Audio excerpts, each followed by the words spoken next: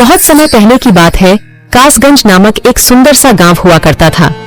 उस गांव में एक लकड़हारा रहता था जिसका नाम रामू था। रामू बहुत ही ईमानदार और मेहनती था।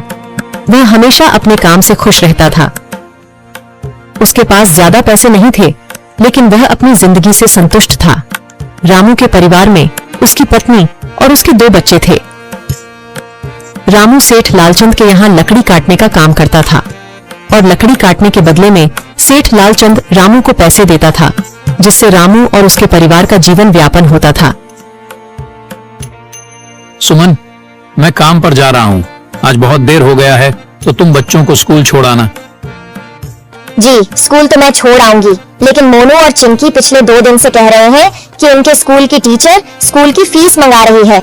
हाँ, तो जाकर दे आओ ना स्कूल की फीस। अजी कहाँ से दूं? आप जो पगार लाते हैं उसमें मुश्किल से तो घर चल पाता है। अब उतनी सी तनख्वाह में मैं बच्चों की फीस का इंतजाम कैसे करूं? अजी मैं एक बात आपको साफ साफ कह देती हूँ, आप सेठ लालचंद जी से पगार बढ़ाने की बात कहिए। दिन पर दिन खर्च बढ़ता जा रहा है। बाजार में अगर सब्जी लेने निकलो तो सब्जियों के दाम आसमान छू रहे हैं, और बच्चों की पढ़ाई का खर्चा, घर का खर्चा अब इतनी कम तनख्वाह में कैसे गुजारा होगा? ठीक है, मैं आज ही सेठ जी से थोड़ा पगार बढ़ाने की बात करता हूँ। इतना कहकर रामू काम पर चला जाता है।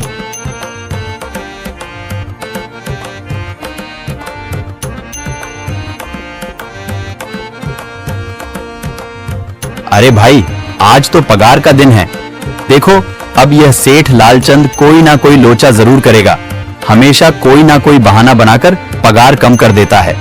और अगली बार तो मेरी आधी पगार काट ली थी, यह कहकर कि जो मैंने लालचंद जी से 200 रुपए उधार लिए थे, उसका ब्याज बढ़कर 1000 रुपए हो गया है। इसलिए मैं तुम्हारी पगार में से 1000 रुपए काट रहा हूँ। हाँ हरिया भाई, तुम एकदम ठीक कह रहे हो। ये सेठ लालचंद ना एक नंबर का चालाक और लालची इंसान है। एक तो दुगुना काम ले लेता है और बदले में पैसे भी पूरे नहीं देता। हाँ भाई, मेरे भी अगली बार सेठ लालचंद ने पगार काट लिए थे। मैंने बस 2 छुट्टी ली थी जब मेरी बिटिया बहुत बीमार थी, और इस लालचंद ने इस बात का फायदा उठाकर मेरी पूरी आधी पगार काट ली। हे भगवान, बस सेठ जी, इस बार मेरी पूरी पगार दे दे। बच्चों के स्कूल की फीस भी भरनी है। ऐसे सभी लकड़हारे अपने काम पर लग जाते हैं। काम करने के बाद सेठ लालचंद के पास जाते हैं। सेठ जी, महीना पूरा हो गया है, हमें हमारी तनख्वाह दे दीजिए। देखो भाइयों, अभी मेरे पास तुम्हें देने के लिए पैसे नहीं है। अभी माल नहीं बिका है, सारा माल गोदाम में ही पड़ा हुआ है। कल या परसों तक तुम्हें तुम्हारी तनख्वाह मिल जाएगी। पर सेठ जी, अभी हमारे पास बिल्कुल पैसे नहीं बचे हैं। घर का भी सामान लाना है, बच्चों की फीस भरनी है। अरे मैंने कहा तो सही, 1-2 दिन और रुक जाओ, कल या परसों तक पैसे मिल जाएंगे। अभी मेरे पास पैसे नहीं है। सभी लकड़हारे निराश मन से अपने अपने घर आ जाते हैं। अजी क्या हुआ? इस बार कितना पगार मिला है? सुमन, अभी कोई पगार नहीं मिला। सेठ जी ने कहा है कि 1-2 दिन में पगार मिल जाएगा। पगार नहीं मिला? आपको तो पता है ना, बच्चों की फीस भरनी है। इनकी स्कूल टीचर ने आज साफ साफ चेतावनी दे दी है कि अगर कल फीस नहीं लाई तो बच्चों को घर पर ही बिठा लेना। अब बताओ मैं क्या करूं? मैं क्या करूं सुमन, ये सेठ जी समय पर कभी पैसे देते ही नहीं है। अब तो बस हम इंतजार के सिवा और कुछ नहीं कर सकते। 1-2 दिन की बात है, देख लेते हैं। ऐसे ही 2 दिन गुजर जाते हैं। 2 दिन बाद सेठ लालचंद सबको पगार देता है। अरे हरिया, ये ले अपनी इस महीने की पगार। सेठ जी, यह तो बस 2000 है। मैंने तो इस महीने 3000 तक का काम किया है। हाँ, काम तो किया है, लेकिन तूने 1-1 घंटे आराम भी तो किया है। ये पैसे उसी आराम के कांटे हैं। पर सेठ जी, आपने तो कहा था 8 घंटे काम के महीने में 3000 मिलेंगे, और मैंने तो 8 घंटे काम किया और 1 घंटे आराम। देख हरिया, मुझे ज्यादा हिसाब किताब ना समझा। ये 2000 रख, अगर चाहिए तो, और अगर नहीं चाहिए तो कहीं और काम ढूंढ ले। बेचारे हरिया के पास उन पैसे को लेने के सिवाय और कोई रास्ता नहीं था। हरिया चुपचाप वह पैसे रख लेता है। रामू, ये लो तुम्हारे 2500 रुपए। पर सेठ जी, 2500 क्यों? मेरे तो पूरे 3000 बनते हैं ना। मैंने तो कोई छुट्टी भी नहीं की और ना ही कोई आराम। मैंने तो अपना सारा काम समय पर किया है। हाँ, समय पर तो किया है, पर इस समय बाजार में लकड़ियों का दाम काफी सस्ता हो गया है। इस वजह से अभी तुम्हें भी पगार कम ही मिलेगी जब तक लकड़ियों का दाम नहीं बढ़ता। पर सेठ जी, बात तो 3,000 की हुई थी ना, अब 2,500 में मैं कैसे घर चलाऊंगा? बच्चों की स्कूल की फीस भी भरनी है सेठ जी। इस बार आप पूरे पैसे दे दीजिए। 2,500 ही मिलेंगे तुझे। यहाँ काम करना है तो कर, वरना कहीं और काम ढूंढ ले। बेचारे हरिया के पास उन पैसे को लेने के सिवाय और कोई रास्ता नहीं था।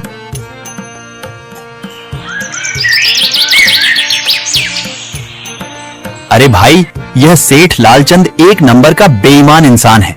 सारे पैसे अपने जेब में भर लेता है और बहाने बनाता है कि लकड़ियों के दाम सस्ते हो गए हैं। देख लेना, हम गरीबों की किसी न किसी दिन इसे जरूर हाय लगेगी। नहीं हरिया, ऐसे नहीं कहते। वह हमारे अन्नदाता है, आखिर उन्हीं के वजह से तो हमारा घर चल रहा है। अरे काहे का अन्नदाता? काम के पूरे पैसे तो देता नहीं है। पूरे महीने मेहनत करके भी क्या मिलते हैं? बस ये 2,000 रुपए, इसमें घर खर्च कैसे चलाएं? ऐसे तो हम कभी तरक्की नहीं कर पाएंगे। और हम कर भी क्या सकते हैं हरिया? हमें लकड़ी काटने के सिवा और कोई काम कहाँ आता है? और कोई काम खोलना भी चाहे तो उसके लिए हमारे पास इतने पैसे कहाँ हैं? अब जो भी हो, हमारा तो बस ये सेठ लालचंद ही सहारा है ना। कुछ देर बातें करने के बाद अपने घर की ओर निकल पड़ते हैं। जी आ गए आप। कितनी पगार मिला है? सुमन, इस बार सेठ जी ने बस 2,500 रुपए ही दिए हैं। बस 2,000? इतने में कैसे घर चलाएंगे? बच्चों की फीस में ही 1,000 रुपए निकल जाएंगे, फिर 1,500 में क्या क्या करेंगे? अब मैं क्या कहूँ सुमन, अब तुम्हें इसी में ही गुजारा करना होगा। तुम सबसे पहले बच्चों की फीस भर देना, इसके बाद बाकी का मैं देखता हूँ।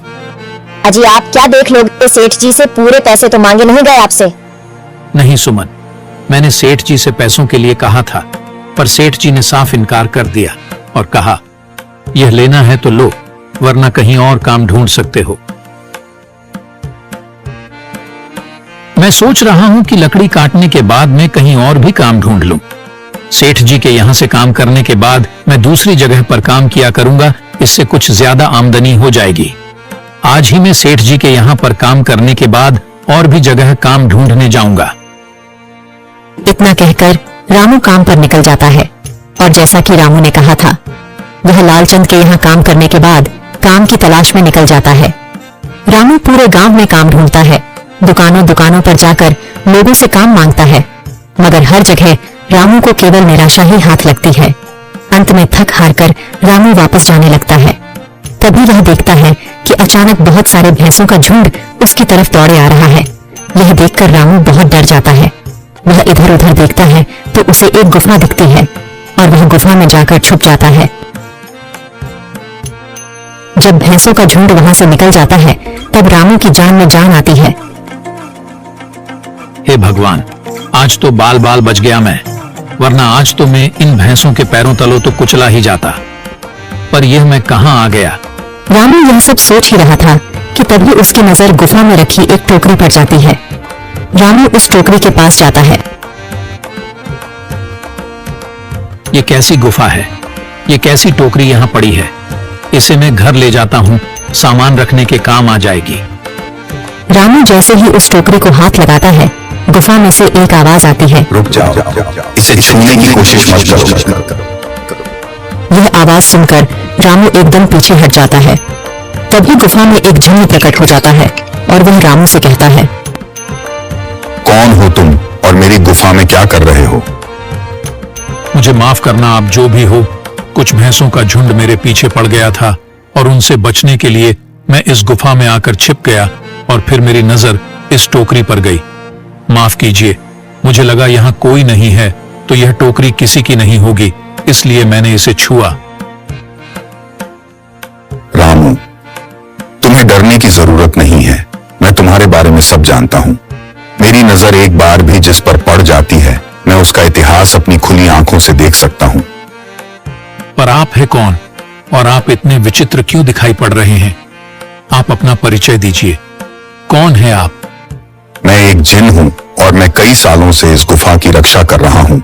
यह गुफा मेरे पूर्वजों की है। इस गुफा में केवल वही इंसान घुस सकता है जिसका मन बिल्कुल पवित्र हो। अगर तुम अपवित्र होते तो तुम इस गुफा में कभी नहीं घुस पाते। तुम एक सच्चे इंसान हो, इसलिए तुम इस गुफा में घुस पाए और इस टोकरी को छू पाए। अब तुमने इस टोकरी को छुआ है तो यह टोकरी तुम्हारी हुई। नहीं, मुझे ये टोकरी नहीं चाहिए, मैं तो बस देख रहा था। डरो मत रामू, तुम ये टोकरी ले जाओ।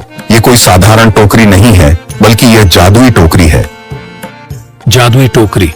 क्या यह वही जादुई टोकरी है जिसके बारे में हमारी दादी कहानी सुनाई करती थी कि किसी गांव में एक जादुई टोकरी हुआ करती थी और वह सबकी इच्छाएं पूरी करती थी?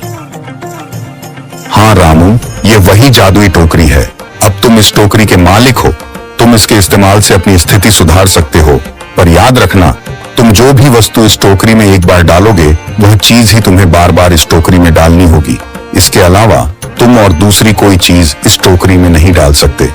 अगर तुमने ऐसा किया तो इसका परिणाम तुम्हें ही भुगतना होगा। मेरी इस बात को हमेशा ध्यान में रखना और सोच समझकर बिना लालच किए इस टोकरी में वह ही सामान रखना जिसकी तुम्हें जरूरत हो। रामू टोकरी को लेकर घर आ जाता है। सुमन, ये देखो, ये मैं क्या लेकर आया हूँ। क्या लाए हो आप? बस ये एक टोकरी। सबसे पहले यह बताइए, आप तो काम की तलाश में गए थे ना, तो कोई दूसरा काम मिला कि नहीं? नहीं।